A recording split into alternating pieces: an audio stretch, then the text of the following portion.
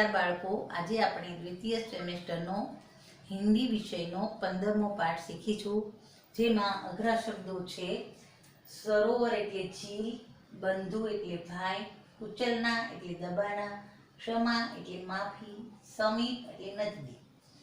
તો અમુક થોડાક અઘરા શબ્દો છે તમને સમજાવ્યા. હવે આપણે ખરગોશ અને હાથી. ખરગોશ એટલે સસલું. સસલું છે એ નાનું પ્રાણી છે અને હાથી છે એ મોટું પ્રાણી છે. તો આજે આપણે એ બંનેની વાર્તા, જે કહાની છે આ પાઠમાં, એ આપણે જોઈશું. खरगोश एक छोटा सा जानवर है और हाथी बहुत बड़ा. ससलू छे ए नानु जानवर छे अने हाथी मोटू. इस कहानी में खरगोश किस प्रकार अपनी समझदारी से हाथियों से अपनी रक्षा करते हैं इसका वर्णन है. આ વાર્તામાં સસલું કઈ રીતે પોતાની સમજદારીથી હાથીઓથી પોતાનું રક્ષણ કરે છે એનું વર્ણન છે. यह कहानी पंचतंत्र से ली गई है. આ વાર્તા છે એ પંચતંત્રમાંથી લેવામાં આવી છે. एक जंगल में एक सरोवर था. एक जंगलમાં એક સરોવર હતું. सरोवर के किनारे गीली जमीन थी. सरोवરના કિનારે ભીની માટી હતી, જમીન ભીની હતી. वहाँ बहुत से खरगोश रहते थे. ત્યાં ઘણા બધા સસલાઓ રહેતા હતા. खरगोशों के बिल जमीन के अंदर थे. સસલાઓના જે દર છે એ ગુફા છે એ જમીનની અંદર હતી. वे दिन भर इधर उधर कूदते रहते. તેઓ આખો દિવસ આમ તેમ કૂદ્યા કરતા હતા. નરમ નરમ ઘાસ ખાતે. નાનું નાનું પતલું પતલું કોણું કોણું એને નરમ નરમ કહેવાય. तो नरम नरम घास खाता था. रात को अपने घरों में सो जाते. रात्रे पोताना घरों में सुई जता. वे सब बहुत प्रसन्न रहते थे. तेओ खूब ज प्रसन्न रहता હતા. उसी जंगल में कुछ हाथी आ गए. ते जंगल में घना बधा हाथी आवी गया. हाथियों के झुंड में कुछ शरारती हाथी थे. हाथियों जे टोळुं हतुं एमां कोई तोफानी हाथियों हता. वे अपनी सूंड से छोटे छोटे पेड़ तोड़ देते. ते पोतानी सूंड वडे नाना नाना झाड़ने तोड़ी देता. पौधे कुचल देते. छोड़ पण कुचड़ी देता था, कचड़ी नाखता था. हाथियों के बच्चे खेल खेल में एक दूसरे से लड़ते. हाथियोना बच्चाओ ए रमत रमतમાં એકબીજા સાથે લડતા. कभी एक छोटा हाथी नीचे होता, कभी दूसरा. कोई वक्त एक नानो हाथी नीचे तो कोई वक्त बीजो. हाथी पानी से बहुत प्यार करते हैं. हाथी पानी ने खूब ज प्रेम करे छे. वे सूंड में पानी भर भर कर नहाते. ते सूंड में पानी भरी भरीने नहाता. फिर सरोवर के किनारे मिट्टी में लौटते અને પછી સરોવરને કિનારે માટીમાં આળોટતા. લોટતે એટલે આળોટતા. નરમ જમીન ઉનકે ભાર સે દબ જાતી. એટલે પોચી જમીન છે એના ભારથી દબાઈ જતી. साथ ही कहीं खरगोश परिवार भी दब जाते. સાથે ઘણા સસલાઓના પરિવાર પણ દબાઈ જતા. इससे खरगोश बहुत दुखी थे. તો તેનાથી આ સસલાઓ खूब दुखी था. खरगोशों के सरदार ने एक उपाय सोचा. ससलाओना सरदारे एक उपाय युक्ति विचारी. कुछ चुने हुए खरगोशों के साथ वह हाथियों के सरदार के पास गया. कोई चूटेला એટલે કે નક્કી કરેલા સસલાઓ સાથે તે હાથીઓના સરદાર પાસે ગયા. कुछ दूरी पर बैठ खरगोशों के सरदार ने अपने अगले पांव उठाए. थोड़े दूर बैठेला ससलाओना सरदारने पोतानो आगळनो पग ऊंचो उठाव्यो. उसने उन्हें हाथ जोड़कर नमस्कार किया. तेने हाथ जोड़ीने नमस्कार किया। हाथी ने सूंड उठाकर नमस्कार का उत्तर दिया। तो हाथीए सूंड ऊंची करी अने नमस्कारનો जवाब આપ્યો। खरगोश सरदार बोला, हम चांद के भांजे हैं। ससलाओना सरदार बोल्यो કે અમે ચાંદાના ભાણે છીએ। ચાંદો એટલે કે રાત્રે જે ચાંદની પ્રકાશ આપે છે એને ચાંદો કહેવાય। અને આ સસલાઓ છે એ એમ કહે છે કે અમે ચાંદા મામાના ભાણે છીએ। चांद में आप हमारे भाई बंधुओं को देख सकते हैं। ચાંદામાં તમે અમારા ભાઈ બંધુઓને જોઈ શકો છો। हमारे कुछ भाई धरती पर रहने आए हैं। हमारा अमुक भाइयों धरती पर रहवा आव्या छे।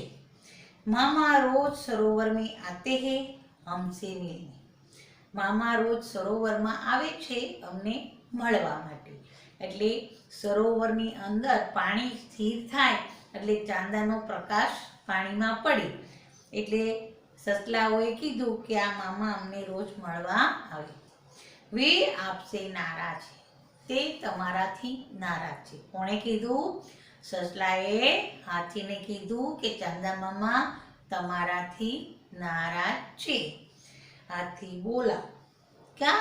હાથી બોલ્યો, શું? क्यों नाराज है? शो काम नाराज छे? हमने क्या किया है? हमें शू कर्યું છે? खरगोश बोला, ससला बोल्यो, सरोवर के समीप नरम मिट्टी में सुराख कर हमने अपने घर बनाए। सरोवरनी नजीक एकदम नरम पोची माटीमां दर बनावीने गुफा बनावीने अमे अमारुं घर बनाव्युं। आपके आने से सुराख दब गए अने तमारा आवाथी गुफा दबाई गई, जिससे चंदा मामा के बहुत से भांजे दब गए। જેથી ચાંદા મામાના ઘણા બધા ભાણે દબાઈ ગયા। इसलिए वे आपसे बहुत नाराज है। તેથી તે આપણાથી ખૂબ નારાજ છે। खरगोश आगे बोला, ससलू आगळ बोल्યું, वे रात को सरोवर में आएंगे और उन्हें यह देखकर अच्छा नहीं लगेगा।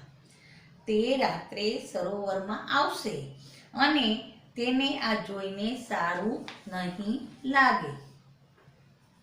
रात हुई, पूर्णमासी का चांद निकला।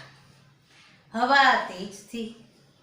रात થઈ, પૂર્ણમાસી એટલે પૂનમ। પૂનમનો ચાંદો નીકળ્યો। हवा तेज थी, पवन खूब હતો। सरोवर में हल्की हल्की लहरें उठ रही थी। सरोवરમાં हळवी हळवी लहरों उठी रही थी। चांद लहरों के साथ साथ ऊपर नीचे हो रहा था। चांदो लहरोनी साथे साथे ऊपर नीचे થઈ રહ્યો હતો। જેમ લહેરો હલે એવી રીતે ચાંદો પણ હલી રહ્યો હતો। हाथी और खरगोश वहां पहुंच गए। हाथी अने ससला ત્યાં પહોંચી ગયા। खरगोश बोला, ससलू बोल्યું, देखिए महाराज, चंदा मामा गुस्से से कांप रहे हैं। जुओ महाराज, चंदा मामा गुस्साथी कंपी રહ્યા છે। હવાની જે તેજ લહેરો છે એ સરોવરમાં જે ચાંદો મામા છે એને પણ હલાવી રહ્યા છે। आप जल्दी यहाँ से दूर चले जाइए। તમે જલ્દીથી અહીંયાથી दूर ચાલ્યા જાઓ। लगता है मामा बहुत नाराज हो रहे हैं। लागे छे कि मामा खूब निराश થઈ ગયા છે। हाथियों के सरदार ने अपने झुंड की तरफ देखा।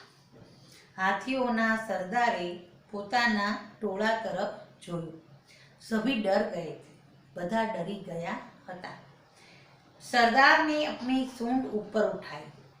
सरदारे पोतानी सूंड पर करी। सभी हाथियों ने ऐसा ही किया। બધા જ હાથીઓએ એવું જ કર્યું। अब सरदार बोला, હવે सरदार बोलिया, चमकते हुए चांद को हमारा नमस्कार। આજે चमके छे ए चांदा ने हमारा नमस्कार। हम अपनी गलती मानते हुए आपसे क्षमा मांगते हैं। अमे अमारी भूल मानीने अमे माफी मांगीए छीए। आप हमें क्षमा करें, तमे मने क्षमा करो। हम अभी दूसरे जंगल में चले जाते हैं। अमे हवे बीजा जंगल में चालिया जईए छीए। अब ऐसा काम नहीं करेंगे जिससे दूसरों को तकलीफ हो। हवे अमे एवा काम नहीं करिए कि जेनाथी बीजाने तकलीफ थाय। जो अघरा शब्दों छे ए तमने समझावी दऊं। सरोवर एटले झील, परिवार एटले एक घर में रहने वाले लोग, बंधु एटले भाई, कुचलना एटले दबाना, क्षमा एटले माफी, सुराख एटले छेद।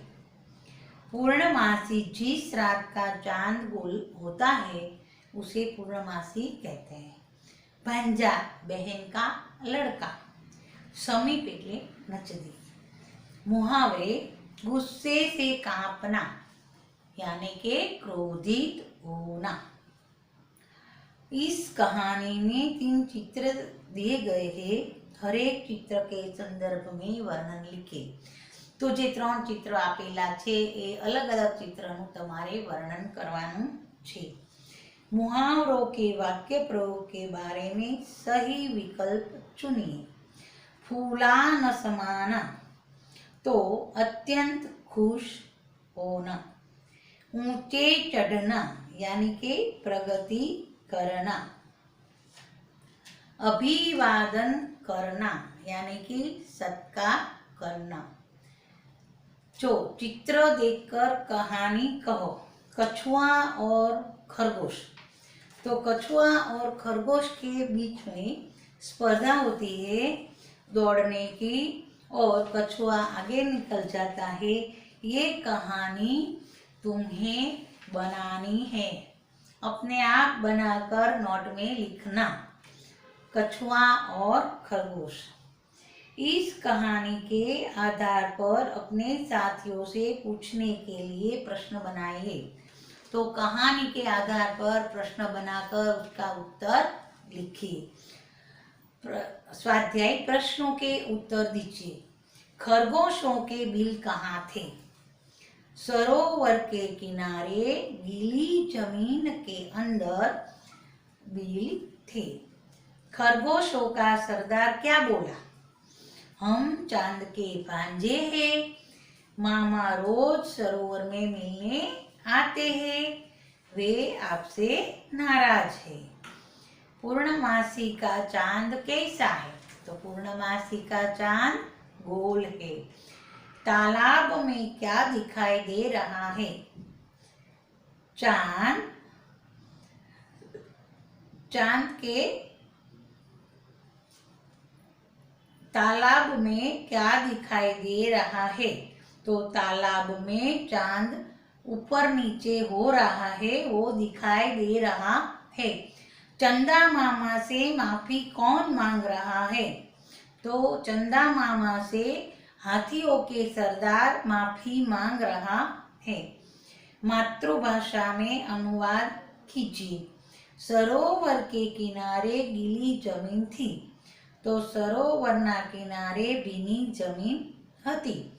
हम चांद के भांजे हैं, हमें चंदा मामाना भाणेज छीए। हाथियों के झुंड में कुछ शरारती हाथी थे, तो हाथियोना टोळामां કેટલાક તોફાની હાથી હતા। खरगोशों के सरदार ने एक उपाय सोचा। ससलाना आगेवानोए एक उपाय विचार्यो। संदर्भ पुस्तक पढ़कर पता करो और लिखो कि पूर्णमासी कब होती है और अमावस्या कब होती है, वो तुम्हें ढूंढ निकालना है। पुस्तकालय में उपलब्ध पुस्तकों में से कहानियां पढ़कर प्रार्थना कार्यक्रम में या कक्षा में कहिए। तो आप हिंदी में कहानी बोले और लिखे। इस तरह कहानी ढूंढकर आप नोट में लिखिए। पढ़िए और समझिए, समझदारी से बड़ा कार्य हो सकता है। दूसरों को तकलीफ हो ऐसे कार्य हमें नहीं करना चाहिए। जल्दबाजी से कार्य सफल नहीं होते, धीरज से कार्य सफल होते हैं। तो यहाँ हम इस पाठ को पूर्ण करते हैं। नमस्कार।